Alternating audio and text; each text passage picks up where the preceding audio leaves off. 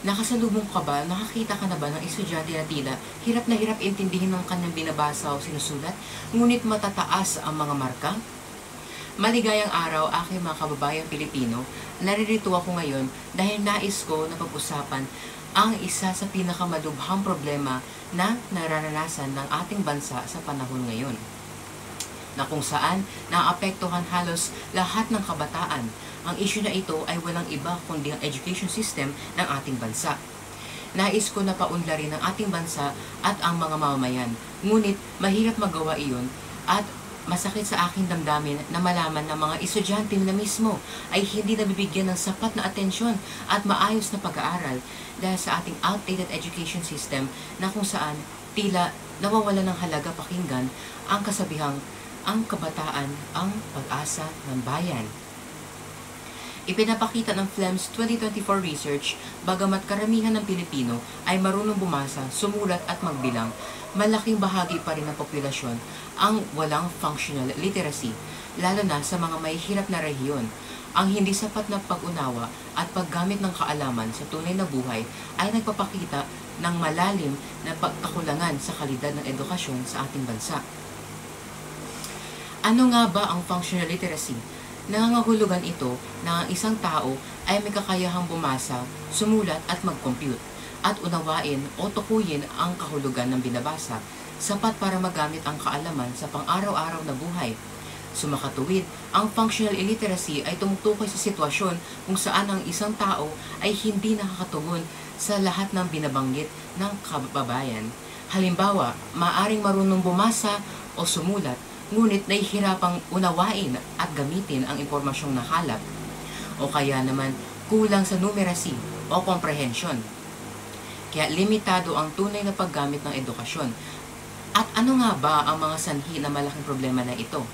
Ayon sa PIDS or Philippine Institute for Development Studies, ay nagiging functionally illiterate ang isang mag-aaral dahil sa mahinang pundasyon sa pagbabasa o numerasya, kakulangan sa kalidad ng pagtuturo o kagamitan, epekto ng kahirapan at pandemya, at kawalan ng sapat na suporta sa paaralan at tahanan. Kaya dito rin pumapasok ang paksa ng korupsyon. At bakit naman ito dapat bigyan ng pansin? Ang korupsyon ay isang malubhang problema na kinakaharap ng gobyerno at kahit anong bansa, na kung saan naapektuhan pati ang mga mamamayan. Sa kasong ito ay naapektuhan ang pag-aaral ng mga estudyante. At bakit nga ba mahalaga na pag-usapan ito at gawan ng solusyon? Ayon sa Philippine Star 2025, bagamat may malaking budget para sa edukasyon at maraming pondo, ay maaring hindi ito napupunta sa aktual na klase, research o paaralan. May mga grants at proyekto para sa research at faculty support na hindi na didisperse na maayos. Ibig sabihin, nawawala ang pagkakataon para mapabuti ang kalidad ng edukasyon at suportahan ang mga guro.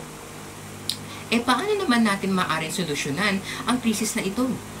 Ito ay napakagandang katanungan at ito rin ay aking sasagutin. Una, upang maiwasan ang functional illiteracy, kailangan nating mapalakas ang ating pundasyon at kasanayan sa pagbasa, pagsulat at numerasya sa early grades upang masiguro na matututo ang mga bata bago umusad sa mas mataas na antas.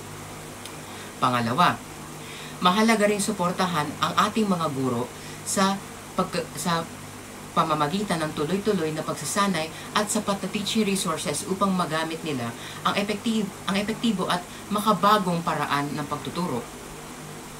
At pangatlo, dapat ding paigtingin ang community-based learning support gaya ng reading centers, after-school programs upang mabigyan ng tulong ang mga batang nangangailangan ng dagdag na gabay sa pagbasa at pag-unawa. At panghuli, kinakailangan magkaroon ng mas mahigpit na regular monitoring ng learning outcomes upang agad matukoy at matulungan ang mga bata na nasa panganib na maging functionally illiterate sa susunod na panahon. Hindi man maaaring masolusyonan kaagad ang problema na ito kasama ng korupsyon, ngunit maaari ito maging gabay upang mas mapalakas at upang muling makatayo ang Pilipinas na mas malakas at matibay kaysa sa mga nakalipas na taon. Muli, mag-ingat tayong lahat mahal kong bayan.